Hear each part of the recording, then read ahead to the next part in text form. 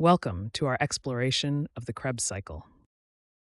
The Krebs cycle, also known as the citric acid cycle or TCA cycle, is a fundamental metabolic pathway in cellular energy production. This circular pathway involves a series of chemical reactions that are critical for generating energy from nutrients. The Krebs cycle plays a crucial role in breaking down acetyl-CoA derived from carbohydrates, fats, and proteins to release stored energy. This pathway was discovered by Hans Adolf Krebs in 1937, who later received the Nobel Prize in 1953 for this groundbreaking work. The cycle is central to aerobic respiration and is conserved across all living organisms, highlighting its evolutionary importance. In the following sections, we'll examine the location of the Krebs cycle within the cell and break down its purpose in more detail. The Krebs cycle occurs in specific cellular locations, depending on the organism type. In eukaryotic cells like those found in humans, animals, and plants, the cycle takes place in the matrix of mitochondria. Mitochondria are often called the powerhouse of the cell because they generate most of the cell's supply of ATP, the energy currency. In prokaryotic cells like bacteria, which lack mitochondria, the Krebs cycle occurs in the cytosol.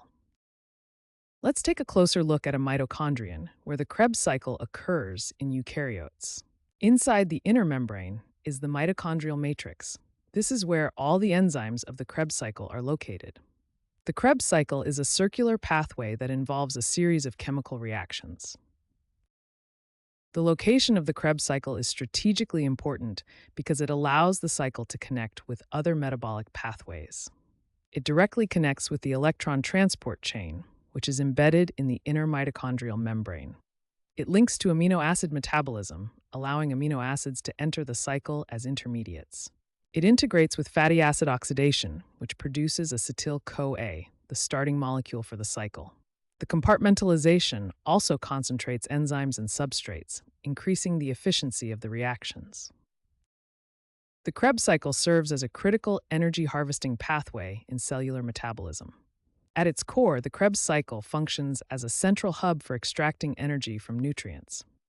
It processes acetyl-CoA, which is derived from three major nutrient sources: carbohydrates, fats, and proteins. During the cycle, acetyl-CoA is broken down into carbon dioxide, releasing energy that's captured in the form of high-energy electron carriers. These electron carriers, NADH and FADH2, then proceed to the electron transport chain, where they contribute to ATP production, the cell's primary energy currency. The Krebs cycle serves as a metabolic crossroads, connecting carbohydrate, fat, and protein metabolism while generating the majority of energy used by our cells. Without the Krebs cycle, our cells would be unable to efficiently extract energy from the food we eat, highlighting its essential role in cellular metabolism.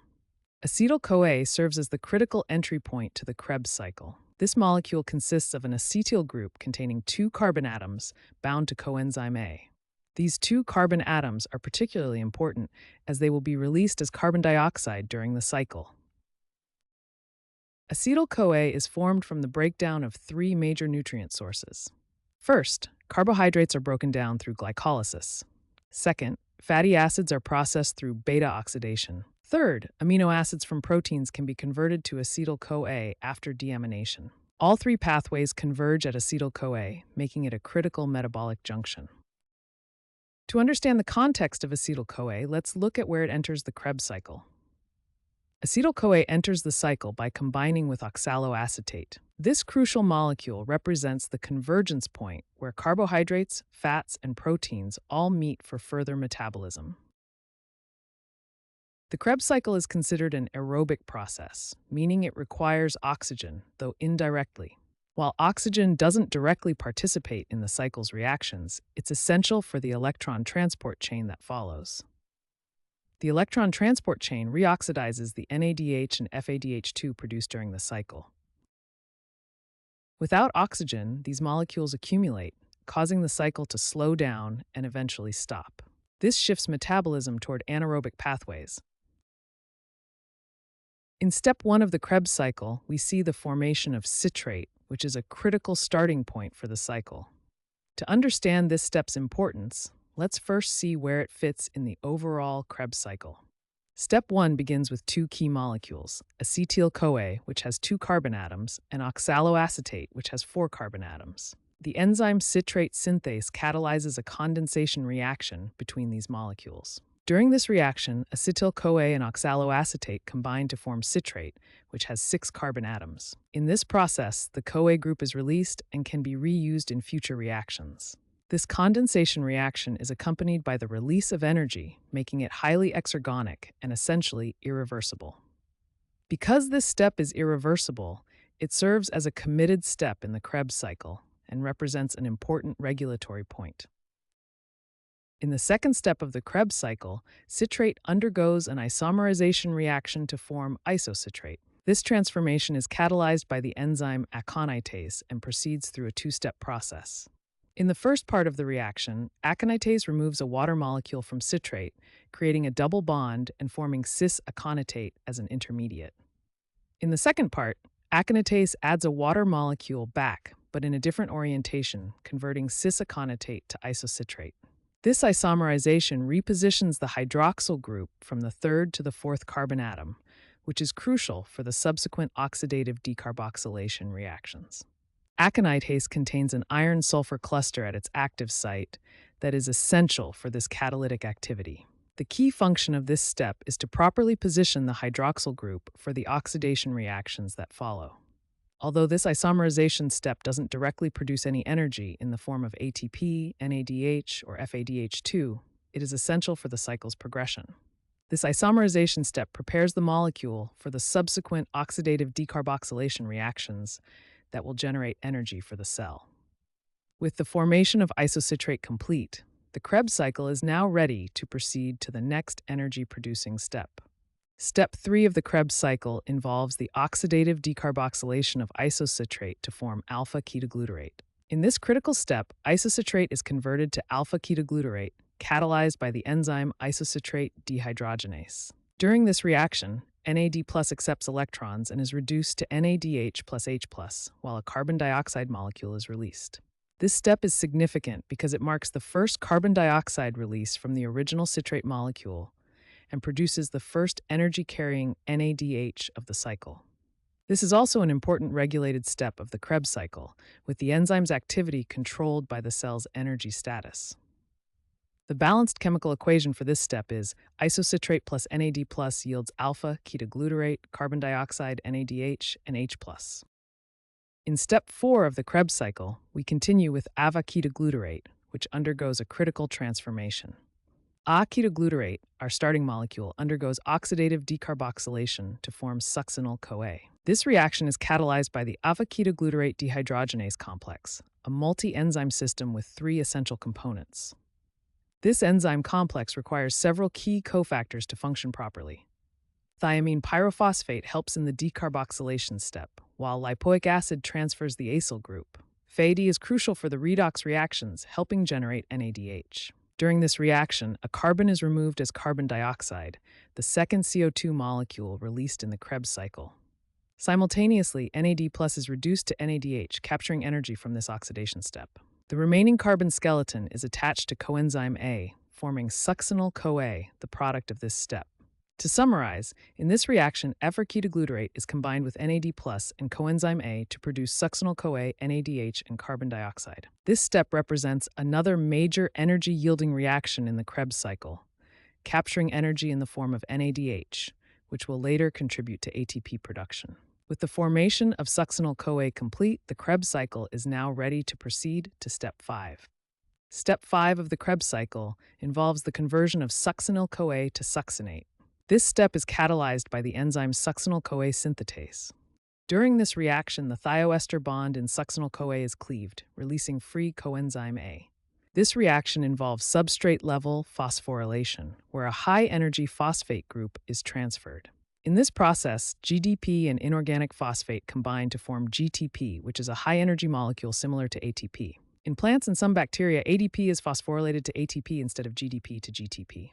To see where this step fits in the overall Krebs cycle, let's look at a simplified diagram. Step 5 is unique in the Krebs cycle because it's the only step that directly produces a high-energy phosphate molecule without using the electron transport chain. This substrate-level phosphorylation is an important energy-capturing mechanism that occurs directly in the Krebs cycle, contributing to the overall energy yield of cellular respiration. Step 6 in the Krebs cycle involves the oxidation of succinate to fumarate. This reaction is catalyzed by succinate dehydrogenase, an enzyme embedded in the inner mitochondrial membrane.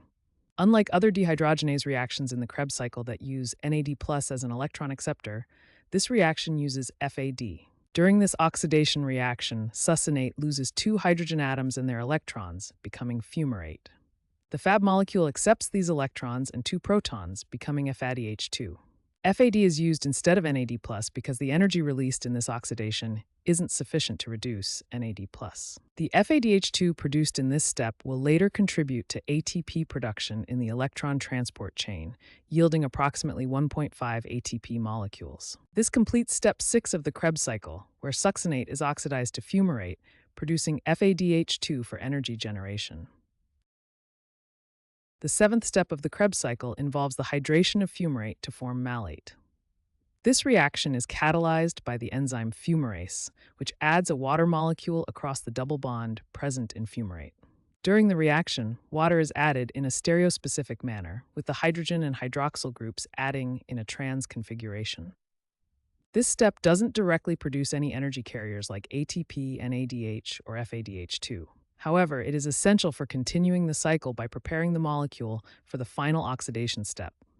Step 7 follows the oxidation of succinate to fumarate from the previous step. The resulting malate will then be oxidized in the next step to regenerate oxaloacetate, completing the cycle. The enzyme fumarase ensures that water addition occurs with a precise stereochemistry, producing exclusively L-malate, which is the correct isomer needed for the cycle to continue. We've reached the final step of the Krebs cycle, step 8, where malate is oxidized to regenerate oxaloacetate. In this step, the enzyme malate dehydrogenase catalyzes the oxidation of malate to form oxaloacetate. This oxidation reaction requires the coenzyme NAD+, which accepts electrons and a hydrogen ion to form NADH plus H+.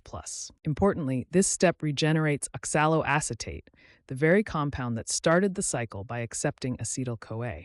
This regeneration is crucial as it allows the cycle to continue with another acetyl-CoA molecule. This is the third NADH produced in a single turn of the Krebs cycle, contributing to the total energy yield. With the regeneration of oxaloacetate, we have completed one full turn of the Krebs cycle. Let's examine the energy products generated in a single turn of the Krebs cycle. Each complete turn of the Krebs cycle produces several energy-rich molecules that serve as cellular energy carriers. The cycle generates 3 NADH molecules at steps 3, 4, and 8 of the cycle. In step 6, the oxidation of succinate to fumarate produces 1 FADH2 molecule. Additionally, step 5 generates 1 GTP molecule, which is readily converted to ATP in the mitochondrial matrix. The cycle also releases 2 carbon dioxide molecules during oxidative decarboxylation reactions at steps 3 and 4. These energy-rich carrier molecules, NADH and FH2, transport electrons to the electron transport chain. In the electron transport chain, these carriers drive oxidative phosphorylation, producing significant amounts of ATP, the cell's primary energy currency. This remarkably efficient energy extraction process is why the Krebs cycle is central to cellular metabolism, providing the majority of energy used by aerobic organisms. Let's examine the total ATP yield from a single turn of the Krebs cycle. Throughout the cycle, 3 NADH molecules are produced at different steps. Additionally, 1 FH2 molecule is generated during the oxidation of succinate, and 1 GTP is formed during the conversion of succinyl-CoA to succinate. Now, let's calculate how these energy carriers translate into ATP production. Each NADH molecule yields approximately 2.5 ATP molecules through the electron transport chain. The single FADH2 molecule generates about 1.5 ATP, and the 1 GTP formed is equivalent to 1 ATP as they have similar energy transfer potential. Adding these up, 7.5 from NADH plus 1.5 from FADH2 plus 1 from GTP. We get a total of approximately 10 ATP molecules produced for each turn of the Krebs cycle. This impressive yield demonstrates how efficient the Krebs cycle is at extracting energy from the acetyl-CoA that enters the cycle. This high energy yield is a key reason why aerobic metabolism is much more efficient than anaerobic pathways. To understand the complete metabolism of glucose and its ATP yield, we need to track the entire journey of a glucose molecule through the cellular respiration process. First, in glycolysis, a single glucose molecule is broken down into two pyruvate molecules, producing 2 ATP and 2 NADH directly. Next, through the pyruvate dehydrogenase complex, these two pyruvate molecules are converted to 2 acetyl-CoA molecules, producing 2 more NADH in the process. Each acetyl-CoA molecule then enters the Krebs cycle. Since one glucose molecule produces 2 acetyl-CoA molecules, the Krebs cycle runs twice for each glucose. Each turn of the Krebs cycle produces 3 NADH, 1 FADH2, 1 GTP, which is converted to ATP, and 2 carbon dioxide molecules. Let's calculate the total ATP production from one glucose molecule through the entire process of aerobic respiration. This table shows how ATP is generated through each stage of glucose metabolism. Glycolysis directly produces 2 ATP and 2 NADH, which can generate approximately 5 more ATP through oxidative phosphorylation, for a total of 7 ATP. The conversion of pyruvate to acetyl-CoA produces 2 NADH, yielding around 5 ATP through the electron transport chain. Since the Krebs cycle runs twice per glucose molecule, it generates a total of 2 ATP, 6 NADH, and 2 FADH2. The NADH produces approximately 15 ATP, while FADH2 yields about 3 ATP. In total, the complete oxidation of one glucose molecule through aerobic respiration theoretically yields approximately 32 ATP. This number can vary between 30 to 38 ATP depending on transport costs and other cellular conditions. The remarkable efficiency of aerobic respiration becomes clear when we understand how it maximizes energy extraction from glucose. The Krebs cycle is powered by 8 key enzymes, each catalyzing a specific reaction in this crucial metabolic pathway. Citrate synthase catalyzes the conversion of acetyl-CoA to citrate. It requires coenzyme A as cofactors. Forms citrate by condensing acetyl-CoA with oxaloacetate. Aconitase catalyzes the conversion of citrate to isocitrate. It requires FES cluster as cofactors. Isomerizes citrate to isocitrate via cis-aconitate. Isocitrate dehydrogenase catalyzes the conversion of isocitrate to ivacetoglutarate. It requires NAD+, 2+, or Men2+ as cofactors. Oxidative decarboxylation generating NADH and CO2. Acetoglutarate dehydrogenase catalyzes the conversion of avacetoglutarate to succinyl-CoA. It requires NAD+, CoA, TPP, lipoic acid as cofactors. Multi-enzyme complex, oxidative decarboxylation. Succinyl-CoA synthetase catalyzes the conversion of succinyl-CoA to succinate. It requires GDP, ADP, pi as cofactors. Substrate-level phosphorylation generating GTP, ATP. Succinate dehydrogenase catalyzes the conversion of succinate to fumarate. It requires FES centers as cofactors. Membrane-bound, part of electron transport chain. Fumarase catalyzes the conversion of fumarate to malate. It requires none, water addition, as cofactors. Catalyzes stereospecific hydration of fumarate. Malate dehydrogenase catalyzes the conversion of malate to oxaloacetate. It requires NAD+ as cofactors. Regenerates oxaloacetate, completing the cycle. These enzymes are highly regulated to control the cycle's rate according to cellular energy needs. Key control points include isocitrate dehydrogenase, alpha-ketoglutarate dehydrogenase, and citrate synthase. The Krebs cycle is tightly regulated by the cell's energy status, primarily through the ATP to ADP ratio. High ATP levels indicate energy abundance in the cell.